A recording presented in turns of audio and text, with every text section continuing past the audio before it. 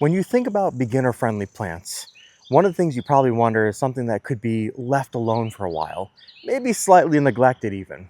Well, when we're thinking of that, Yarrow comes to mind right away. Today, let's dive into why it's a great plant for beginners and where its strengths lie.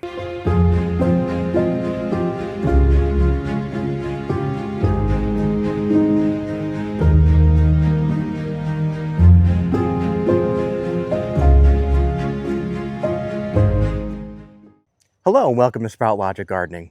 So as we continue our series on plants that are great for beginners, Yarrow is really high up on the list, obviously, for me. Let me explain a little bit why. So when we talk about Yarrow, it is actually a solid plant when it comes to pollinators, our first criteria, right? So it's native to Eurasia and America. So the good news about that is if you're in North America like me, that means that this plant is probably in your local environment, depending on where you live. It's a prairie plant, so it likes to be out in the open in the sun. But the thing is that makes the flowers set up specifically for our native pollinators. So it makes little clusters of flowers actually. And so they're great for hummingbirds and bees and butterflies that really enjoy it. And it flowers for a long time, typically late spring all the way into late fall, depending on where you live.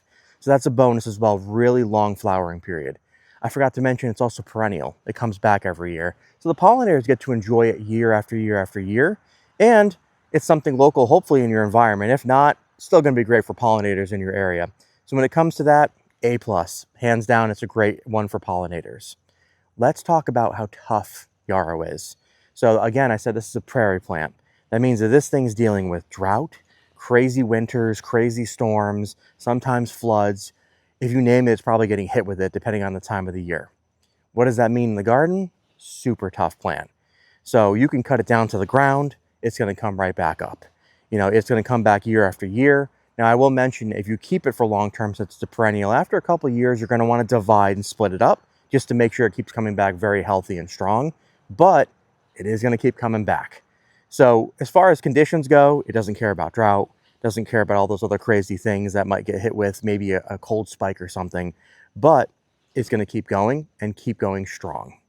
Now, when it comes to caring for Yarrow, pretty simple.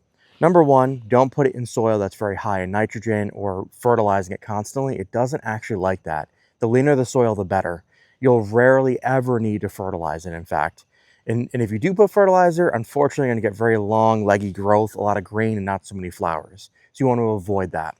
Watering, as it's drought resistant, you can water it very, very rarely. It doesn't need regular watering, except when you first establish it. Of course, like any plant, you're going to want to give it regular watering in the beginning just to get it established. And then as far as conditions go, full sun. This is a plant that demands full sun, wants to be 6+ hours in the sun, and it really enjoys those types of conditions. Won't do well in partial shade or shade, so you really want to make sure it's front and center in your garden, and it's sitting in pretty much dry conditions that are very warm or hot in that full sun.